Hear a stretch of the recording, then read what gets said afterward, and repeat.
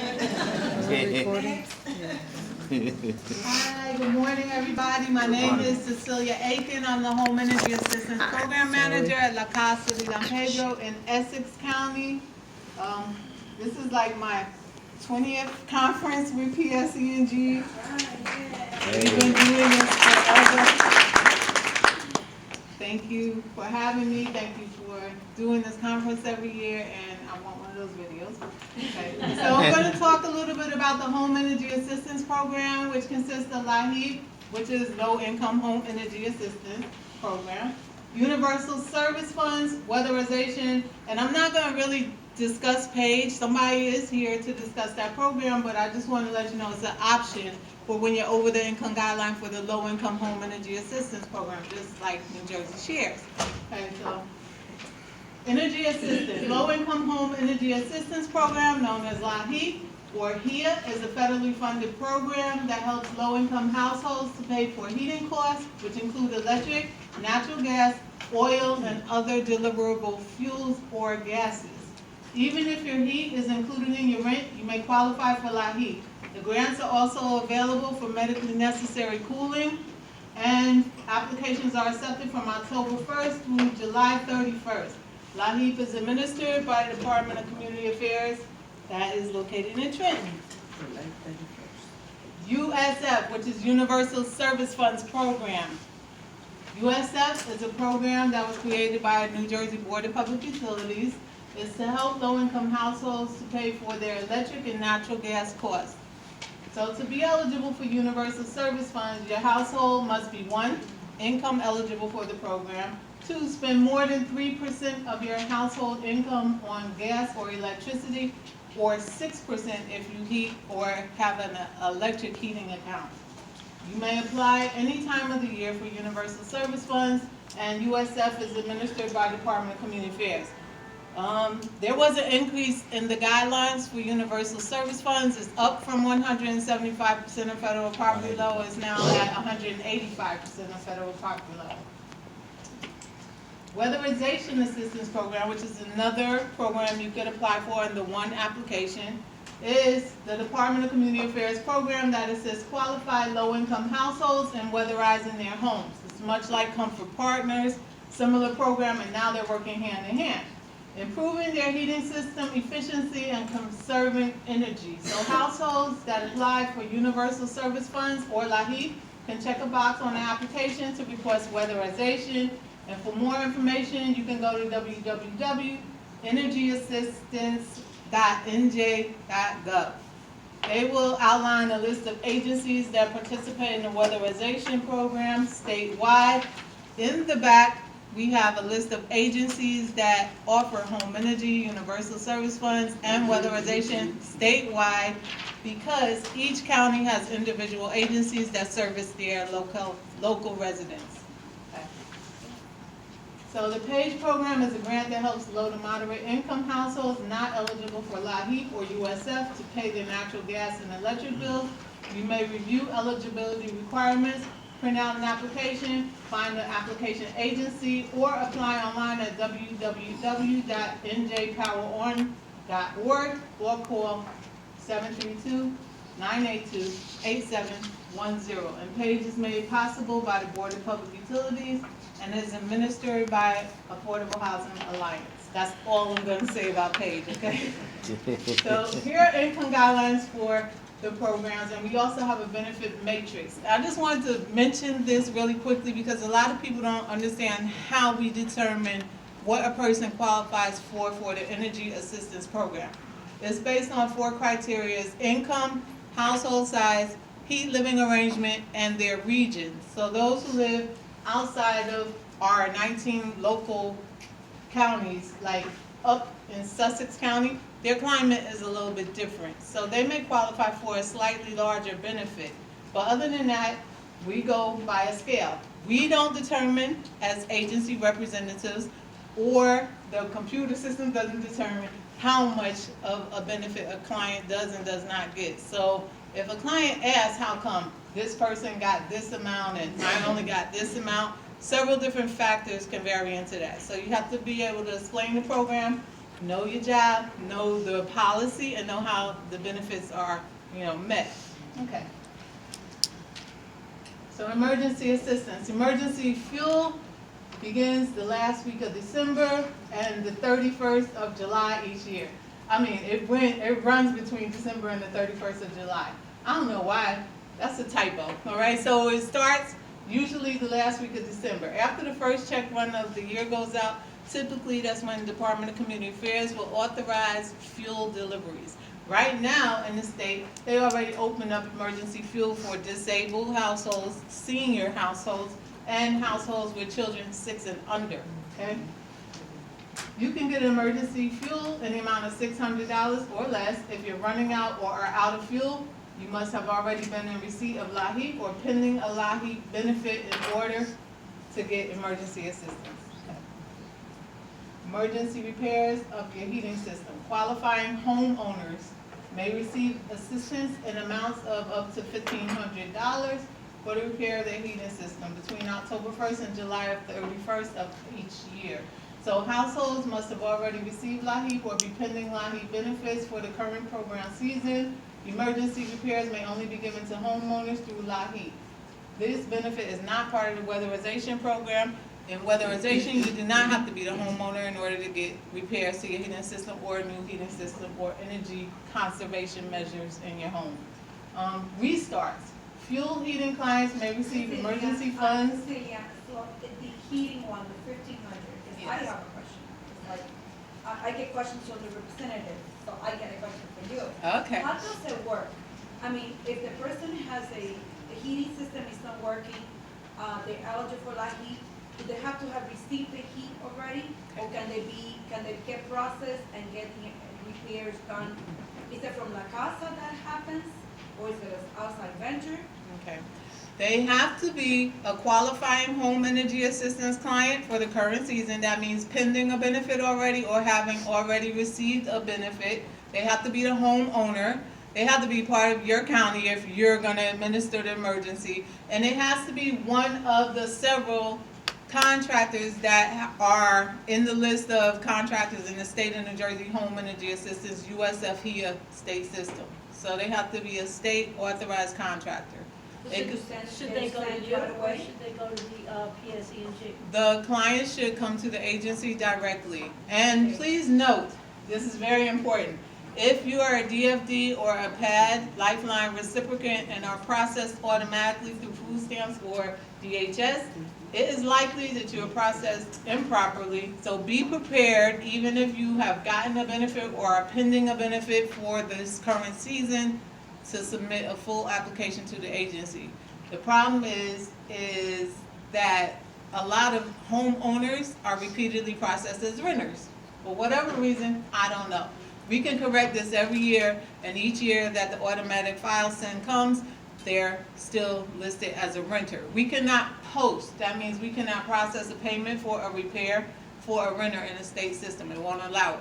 In order for us to change a file from a renter to an owner, we have to have a complete file, a signed application, make sure that they really qualify for benefits based on what we have in our agency, update the state system, then we can authorize emergency repairs.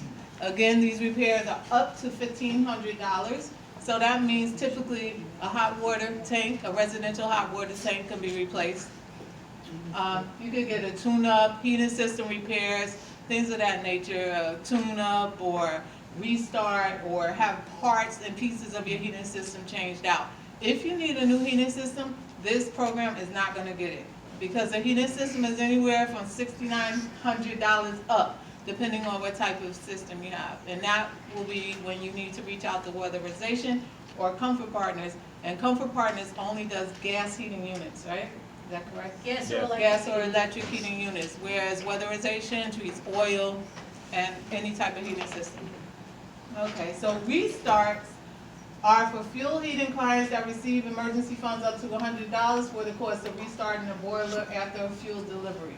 So the benefit is for any oil heating client that is responsible for the cost of their own heating fuel. The party must have received a LAHEAP benefit or be pending LAHEAP benefits in order to receive a restart through the cost of the program. Again, this is a tricky one because here, technically, you do not have to be a homeowner, you just have to be responsible for paying the cost of the heat. And that's a thin line, because sometimes a restart costs more than $100, depending on the company. It should not, because all they're doing is priming a system and pressing a button. But if it runs into the instance where it's over $100, then we have a problem. Because now that client doesn't qualify because they're not a homeowner, they can't get a repair or a service through the program. So I typically try to avoid renters offering a restart. I reach out to them and ask them to ask their landlords to get the restart, because again, they're responsible for the cost of heating, but who said that we have permission to touch their heating system? You know, so that's a great area. Emergency assistance to prevent shut-off, my favorite part of the year. Between March 16th and July 31st, eligible gas or electric heating clients may receive emergency benefits up to $600 to prevent the disconnection of their gas or electric heating accounts with the utility. So clients must have received the LIHEAP benefit for the current season or be pending a benefit, and they must have a shut-off notice on their current utility bill to qualify. Now, for the past 4 years, PSE&G has been updating accounts in the state system. So any client who received a heating benefit for the season are listed under emergency page in the state system and have a, I call it a digital shut-off notice. And we could use that. The client can call in. This is great for us because it decreases traffic at the agencies. They can call in and request emergency assistance. We can look them up in the state system. If they were processed properly and they are pending a benefit or got a benefit and they have a shut-off notice in here provided by the utility, we can just simply print that out and give them emergency assistance. I love that. It's very convenient. So, fuel heating clients who meet the same criteria may be entitled to benefits to prevent disconnection of their electric services for up to $200. Anybody know why? Because they had oil. Yeah, well, they heat with oil, but most of the time they need electricity to run their heating system, okay? So that is why they're allowed to get this additional help for emergencies, up to $200 though. Okay. So where to apply for emergency fuel delivery? In order to apply for emergency fuel, you may visit any of our intake sites listed on the following page, or where to apply for utility assistance for shut-off. To apply for emergency assistance with a shut-off notice, you must visit the Main Energy Assistance Office, and this is for Essex County residents, or if you know somebody who lives in Essex County, or have a friend or relative, you can refer them to Newark, 317 Roseville Avenue in Newark. You must have your original current shut-off notice and a copy of the applicant's social security card, and already be receiving heating benefits or pending a heating benefit for the current season. There's a downside to this, all right? Because when we process files now, clients must pass social security verification. If a client walks into the agency and they come in and they have a complete file and we process them and they're pending a benefit, their file still has to be screened for social security verification if there's been any changes in household members, if any changes to the profile page on the applicant's file is made. So that means that they may screen and fail. We don't know that with a certainty, so we have to wait until that screening period is over before we can initiate emergency. What we do on the client's behalf is say, hey, PSE&G, USF billing, we have a client, so-and-so, they applied today, they appear to be eligible for benefits. Can you put a hold on the account until we determine their eligibility? And in most cases, public service will note the account, and if not, we just have to wait until it clears and then issue an emergency. So agency locations and hours in Essex County are our main office at Roseville Avenue in Newark, which is 317 Roseville Ave. We see clients Monday, Tuesday, Wednesday, Thursday from 9 a.m. to 4 p.m. On Wednesdays from 9 to 6. And we're closed on Fridays for data entry and outreach. However, we have representatives at the PSE&G Customer Service Center in Newark and West Orange, and they're there Monday, Wednesday, and Fridays from 8:30 a.m. to 4:30 p.m. or until 4 p.m. Okay. I think there's a lot of different key agencies. Do you want to stand up and introduce yourselves? I see BOA. Hudson County Hudson County, Monmouth County, get up. They got Bergen, Union. And Hudson County. So we have all the agencies listed on this flyer. So make sure that you pick up one of these flyers because you never know, what county somebody might walk in. They might be part of a different county if you give them the information. Very good. Also, the weatherization that Cecilia talked about. This is a weatherization flyer. Sometimes the county agency, like La Casa, handles their own weatherization, but some counties, they have different weatherization agencies, so make sure you pick up this weatherization flyer. Yes. Also on the back or outside on the table, there was a list of programs and offices for La Casa. We do more than home energy assistance. We have around 6 different divisions. We range from early childhood development, youth and family services, new Americans, work reentry programs, and all sorts of things, first-time home buyer programs, a lot of programs that people are unaware of. We also do Division of Senior Service, senior oil program, and air conditioning program. So right now, if you know a senior in Essex County who needs fuel, emergency oil, they do not have to be a LAHEAP applicant. However, we encourage everybody to apply for home energy. They can call and request emergency fuel. All right, so we're helping with that right now. Any questions? Yes. Did the last day to apply for home energy change from? Yes. Okay. It did. I had a conversation. Yeah, we can't hear the question. Okay, this young lady from Bergen Cap asked if the deadline for home energy assistance has changed. Yes, it has. We did get an official notification finally, I believe sometime last week from Rosora. Department of Community Affairs did confirm that July 31st will be the deadline, and clients will have up until August 31st for turnarounds. Turnarounds meaning that they submit documents and we have an opportunity to update their files for a benefit. After that, I agree with that. That's better. yeah, I agree. It's better than now. Could be better, but we get what we got. Any other questions? Okay, thank you. Oh, yes. Funding, I know at a certain time you sort of run out of funds to assist people. Are you close to that now, or?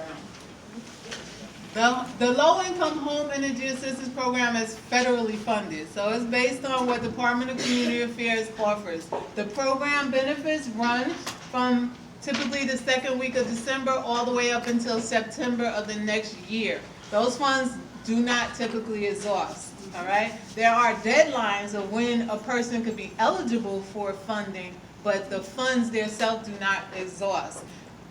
In the past few years, there were supplemental funds left. That means at the end of the program, they didn't spend all they needed, so they issued additional funds to supplement either the cost of heating or cooling, which in the last 3 seasons has been cooling. Okay? So yeah, so the TWI programs and most of the programs are always fully funded, most of the programs. The only program that we sometimes experience as a utility, PSE&G territory, is that New Jersey Shares relies on customer donations, and it's the only program that has limited funding. So when someone says to you there's no funding, it worries us, am I right, Claire? Because we know, like Cecilia said, LIHEAP, USF, and Lifeline, all right? Have we ever run out of funds for Lifeline? No. So it's been around since the 1980s. So ask the customer, really probe the customer where they're referring to. There may be a different local agency that may run out of CSBG money when the money's out of core monies. That's a different story, but state funded, federally funded programs have never, that I know, have run out of money. Only budget funds. Cecilia, I just want to, we have this brochure with the income eligibility. Yes. Is that monthly income, or is that, if I lost my job 6 months ago, can I be eligible for these programs? Yes, you could. People with zero income have to sign an affidavit saying they have zero income, and we get that checked at the New Jersey Department of Labor by submitting their information to DCA to run a check. If it comes back with zero income, we calculate zero income for that household member. If it comes back with income, we use that income in determination of their benefits. Yes, those are monthly income guidelines set forth for households for the 2020 program season. And it's the whole household. Yes, the entire household. And there's an outline that says for a household of one, it goes down up to 12 people, I believe, wasn't that? Yeah, 12. Yeah. A gross income for one person in a household for LAHIP is $2,082, where Universal Services is at $1,926. So a household of four will be $4,292 gross monthly income. A lot of people are confused about how we calculate gross monthly income. It's not simply if you're paid bi-weekly that we're counting the two pay stubs together, you are paid 26 weeks. So we multiply your pay by 26 weeks and then divide it by 12, and that's how we get the gross monthly income. Any other questions? This is the application for LAHIP, Universal Service Funds, cooling assistance, and weatherization. You can apply for all four programs in one place. We share applications with weatherization at our agency. Again, Claire was saying there are certain counties that do not process their own weatherization or administer the program, so they will be given out, or you may have to apply separately in those counties, but you'll know when you submit an application. At La Casa, we share the application with weatherization. There are additional documents that they require, such as a consumption report, proof of ownership or deed, and water bills, and they also want to know if a house is in foreclosure or not. So there are different little items that may make a difference, and in weatherization, there are some categorical eligibilities that LAHIP does not have. and the weatherization income levels are annual.